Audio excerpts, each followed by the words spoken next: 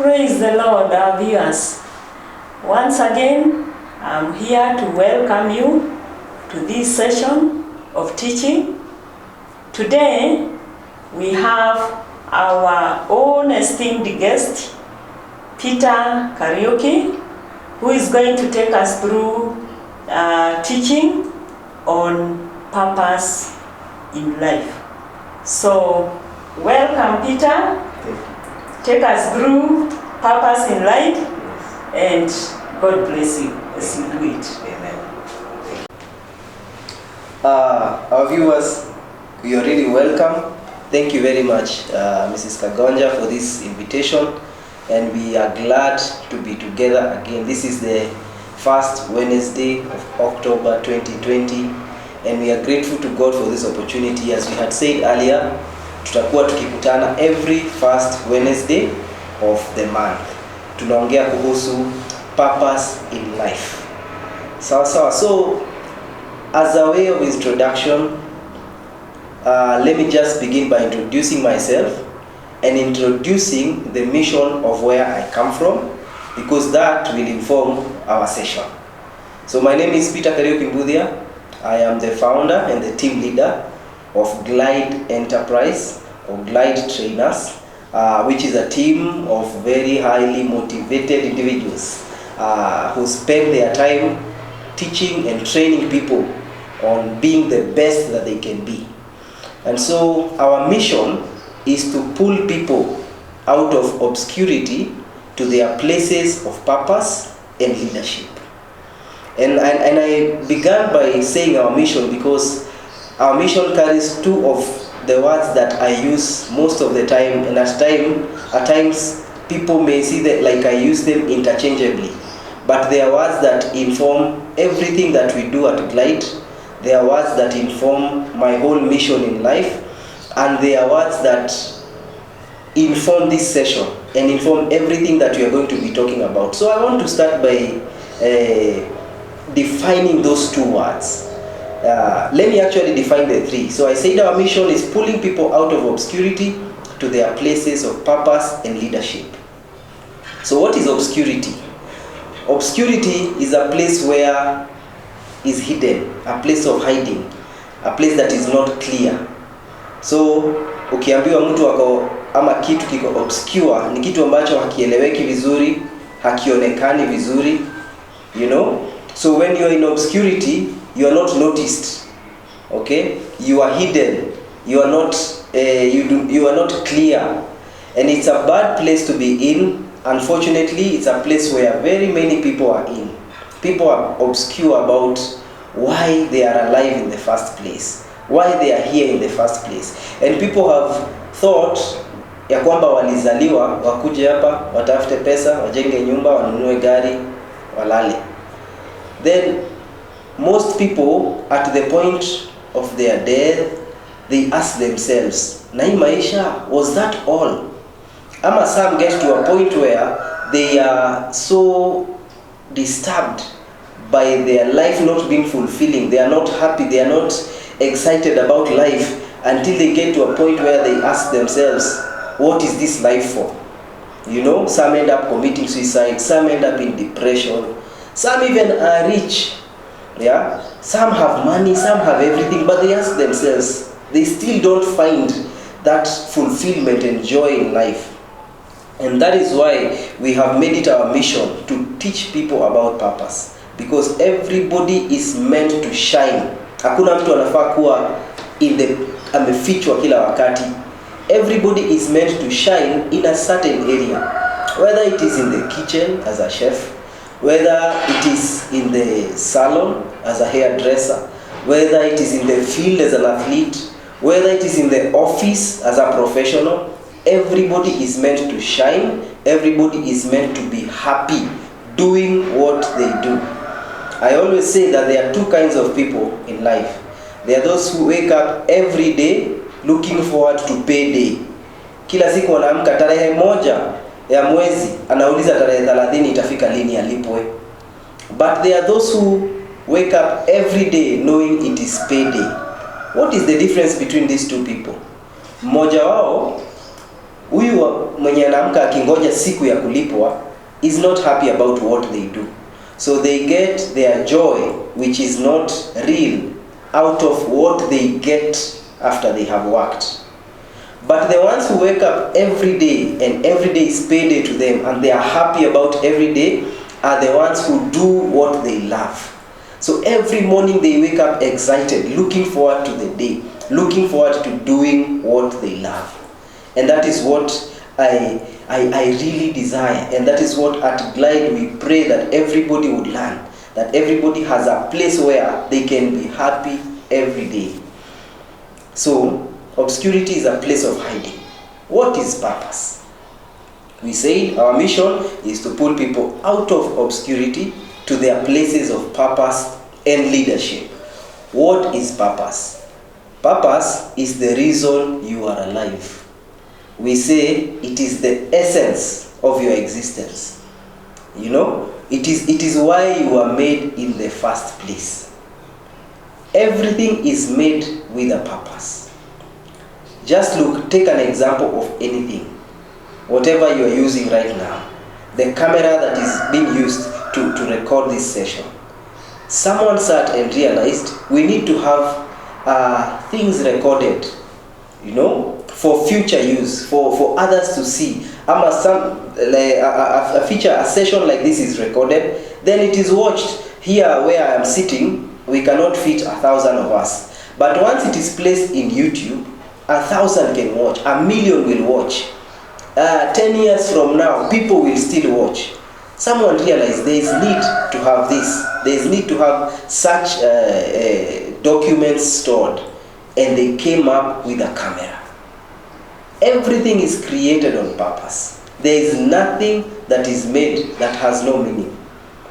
Is it possible for you to wake up and leave your house, uende mpaka town, ununue kitu na ujue unataka kufanyia nini? Is it possible for you to wake up and start coming up with something and create something that you have no purpose for? No. But at times, that is how we have lived our lives. Every day you wake up, you take breakfast, you go to work, then you come back home, you take supper, you sleep. But every day, you do not fulfill that which you are created for. And today I came to challenge you to begin thinking, by the way, why was I created? Because the truth is, before you were created, the first thing that God saw was a need. God saw, I need someone to teach children, because I need to raise certain kind of children. So he came up with the DNA of your father and the DNA of your mother, put together a personality like yours, put in you a love for children, and you have to develop it to become a teacher. You know, every day you need to ask yourself, what is it that I was created for? Because you were created on purpose, for a purpose. I'm just defining these terms. We are saying our mission is to pull people out of obscurity to their places of purpose and leadership. So how does leadership come in here? Leadership is when you grow in your place of purpose to a place where you become outstanding. Now, there is a process from obscurity to discovering yourself, which is purpose. There is a process. From purpose to being outstanding and to being a person of influence. Leadership is simply about influence. How do you become a person of influence? It's when you become so great in your area of purpose that you shine, you know, and now you become a person of influence. Unajulikana in your own area. Okay? So, there is a process between also the place of purpose and the place of leadership.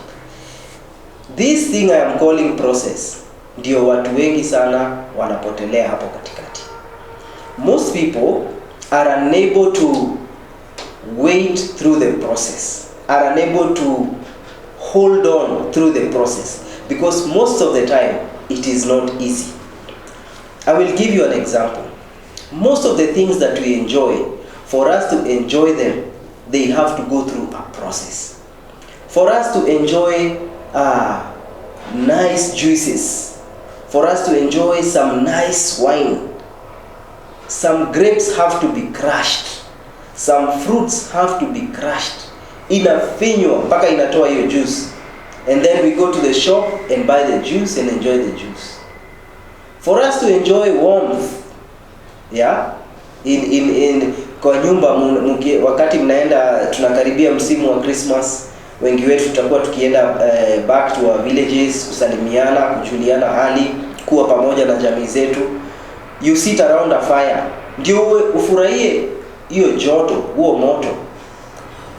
Makaa inaungua, you know, the fuel, the firewood, it has to burn, it has to burn for it to release the heat. It has to burn. Okay, for gold, for you to wear gold, okay, you wear nice gold chains and they are very expensive, nice gold earrings, nice gold rings, and they are very expensive. For you to wear all these things, gold has to be taken through a process of refining. Gold is dug out of the soil. Ikitolewa imejaa matope, imejaa uchafu, okay, it is cleaned, then it is put in fire, it is burned and refined. And even in gold there are levels. Unasikia kuna 18 karat, kuna 24 karat gold, kuna white gold. It is in levels. That level, the higher the level and the more expensive that gold, ni kwa sababu ya the amount of refining and the amount of fire it has gone through. And that is what I am calling process. That is why many people are unable to pursue their purpose, because there is a process involved. Don't worry, we are going to be going through this step by step. We will not be in a hurry, because purpose is life. So when we are teaching about life, we will not be in a hurry. Okay? So let me take another example now of human beings. We have seen great people, and let me use first an example from the Bible. There is a man that is very famous in the Bible called King David. King David was anointed king at 17 years of age. Now, between obscurity, now I want to show you the process David went through from obscurity to purpose to leadership. David was in obscurity, somewhere in the bushes, in the wilderness, with his father's sheep. David was so obscure, so hidden, so unnoticed that even his own father forgot him. Wakati the prophet Samuel came to anoint, God sent the prophet Samuel and said, go to the house of Jesse and anoint a king from that house. And the prophet got there, and the man Jesse paraded his sons. Akamwambia, this is my firstborn, this is my secondborn. And as they are coming through, the prophet looks at them, he looks at their bodies, the way they are tall and strong, and he says, surely this is the one. But God tells him, that is not the one. And 7 of them passed. And God says, the king is not here. Can you imagine when the father of David had paraded his sons, he forgot his own son, David, the person that God had earmarked to be king. And the prophet had to ask him, Mzee, are you sure you don't have another son? So that the king had to say, oh, I have another son, but he is in the wilderness with the sheep. He is in obscurity. And the prophet called for David. Akamwambia, go and bring him. We will not rest. We will not sit down until David arrives here. And David comes and he is ushered into purpose. That day he is told, God created you so that you would be king over Israel and you would rule over his people, and you would be the one who would take back the land for Israel from the Philistines and the other enemies. Hiyo siku David akajua purpose. But before David got to that day, there was a process. He was in the wilderness. In the wilderness, later in the story we learn, he had to fight lions. He had to fight bears. For him to discover his purpose, he had to fight through. Then he gets to a place where he is told, you are supposed to be king. That is the place of purpose. But do you know, between the place where he was told you are supposed to be king and when he actually became king, it took 25 years. For 25 years, David alikuwa anajua mimi ni king, but he was actually fighting for his life. At some point, actually most of that 25 years, he was running away for his dear life. And most people during this time, they ask themselves, mimi nilikuja, I searched myself, I read books, and I realized I'm supposed to be this great chef. How comes I cannot even afford a meko, let alone a cooker with an oven, let alone a big oven that can cook like many breads together, can bake many cakes at a go. There is a process. There is a process. And I want you to see that David had to hold on. At some point, the Bible says David had to encourage himself. Through this process, between purpose and the time you are great, the time you are a leader, the time you are a person of influence, the time you have become so great in your purpose that you are now considered a leader, between those two places, there will be a process. You will lose friends, you will lose money, you will lose things. All these things, remember the example of gold, when it is gotten from the ground, it has to lose things. It has to lose the dirt. It has to lose the impurity. For it to be pure gold, it has to lose the impurities. So you will lose things, okay, and you will gain others, for you to rise from that place of purpose to a place of leadership. One of the most people who have inspired me very much in life is an athlete called Michael Jordan.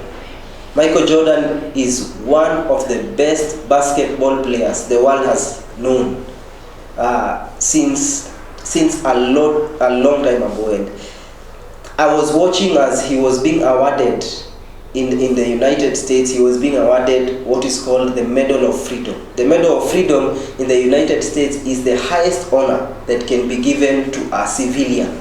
There are honors that are given to military people. But a civilian in the United States, the highest honor they can be given, it is awarded by the president, is called the Medal of Freedom.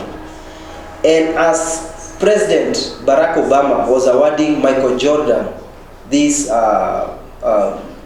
Medal of Freedom, he said people in the world now use Michael Jordan as it is no longer his own name, but it is a name. It's like an English word used for things. For example, if you are very good in hairdressing, they say this guy is the Michael Jordan of hairdressing. If you are very good in another field, you are very good in marketing, they say this guy is the Michael Jordan of marketing. You know what? Michael Jordan discovered his purpose. When you look at his life, you will realize, in fact, he earlier he thought he would be a baseball player. Only as he grew up, he realized he had a passion and he had a natural ability for basketball. But between the time he discovered he was good in basketball and the time he became the Michael Jordan that was known all over the world, people who could not speak English knew his name. He would go to countries like China and they cannot speak his language, but they know his name. By the time, before he got from that place where he discovered himself to the place where he was a person of influence all over the world, there is a process.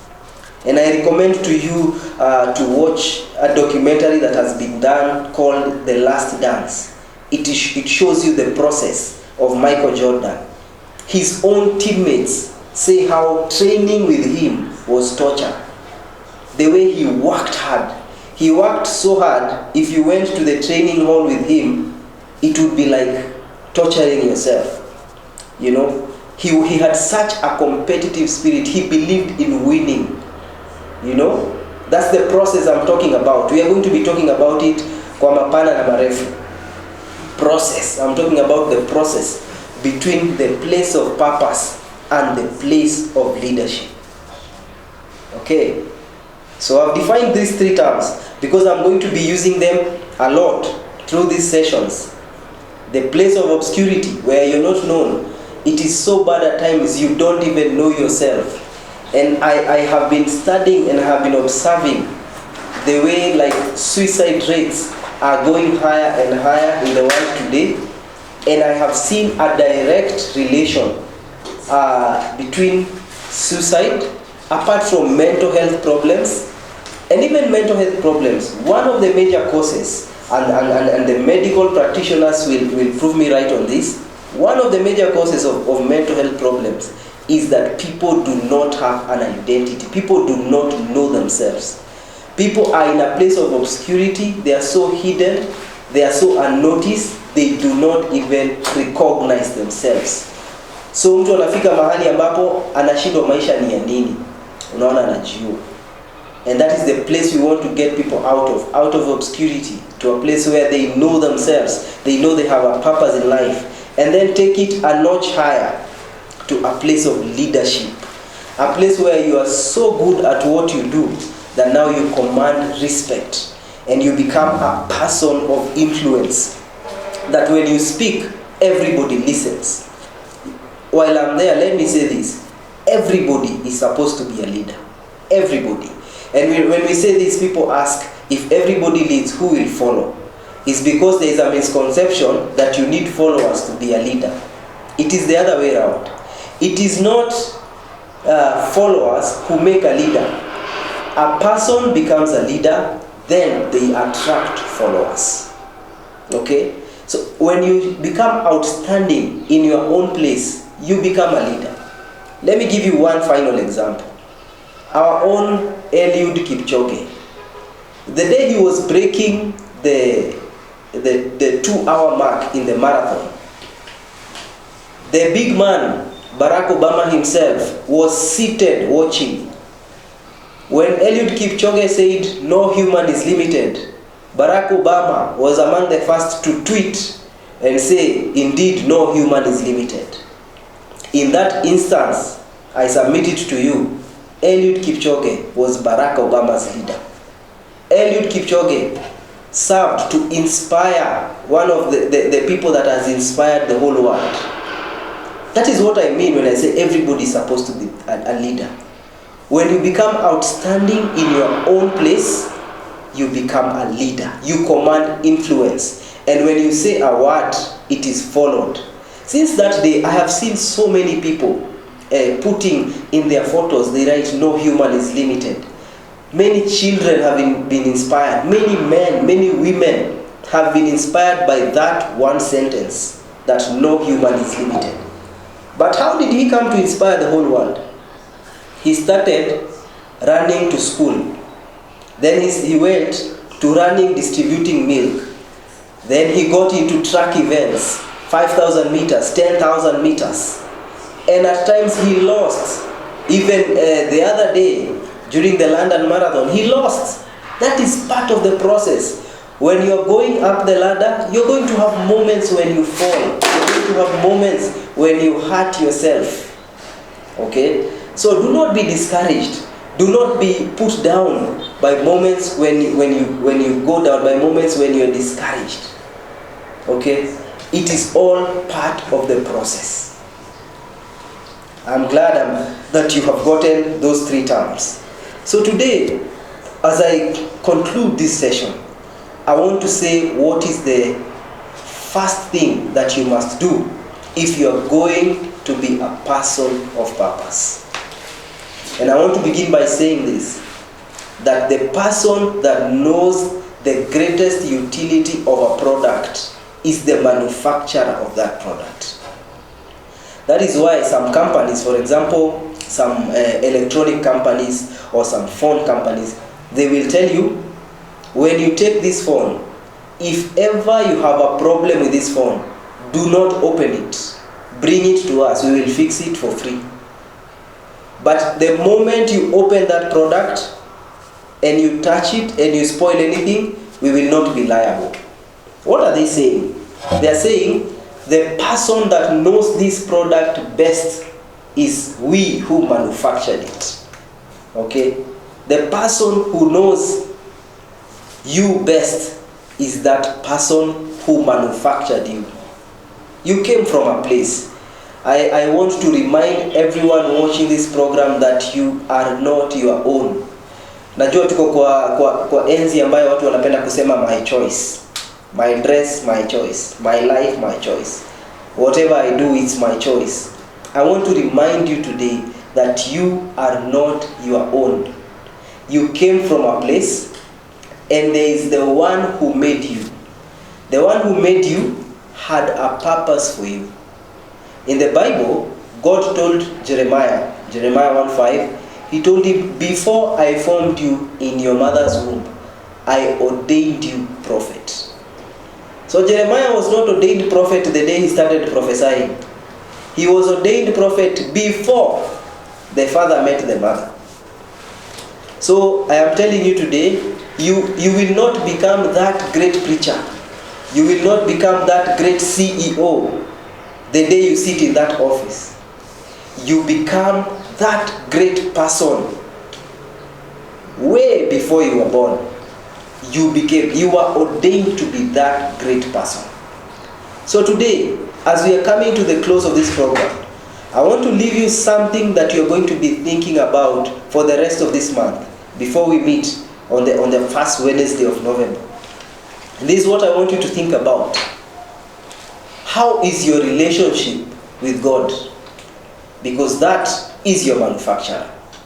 And when He created you, He packaged you, put you here, and put a manual that we call the Bible. And today I want to submit to you that the beginning of becoming a person of purpose, the beginning of becoming a true leader. There are so many people that we call leaders in this day and age that are not leaders. The beginning of becoming a true leader, a person who has positive impact and influence in this generation, is a deliberate relationship with God. Because, as I said, that is the one person that knows you best. That is the one person that created you. Before He created you, He saw a certain need. And that need is what He wanted to address when He made you. So throughout this month, please think about this. Meditate upon this. How is your relationship with your Maker? Because that is the beginning of you becoming a change maker in this world. I know you have great plans. I know you have great dreams. I know you will be a great person. You indeed are already a great person. But for you to actualize that greatness, for us to feel the greatness that you carry, the first step is to have a deliberate relationship with God. So I am sending you today to that person. You know, I'm sure you know someone that is a true believer, because we have again a lot of fake believers, and we have a lot of people who purport to speak for God but they don't. You know that one person that you know has a good relationship with God. I'm not talking about a religion. I'm talking about a relationship with God. Find that person and begin to have a personal relationship with God, because that is where it all starts. So I will leave it at that as I conclude. My name is Peter Kariuki Mbudia. On Facebook, you can find me, Peter K. Mbudia. On Twitter, at Peter K. Mbudia. I am from Glide Trainers. You can check us again on Facebook. We have our page is Glide Trainers. We have our social platform at Twitter is at Glide Trainers. Every week we have an article that we post on our social media pages. We have a blog that we run that is called thepurposehub.wordpress.com. thepurposehub.wordpress.com. If you go to our pages in the social media, you'll find links. Every Monday we have a new article. In fact, the next 3 weeks we will be talking about purpose on our blog. So go to Glide Trainers page on Facebook, go to @Glide Trainers on Twitter. You will find the link to our products. and you will receive all that you need for you to make that next step. Until next time, God bless you.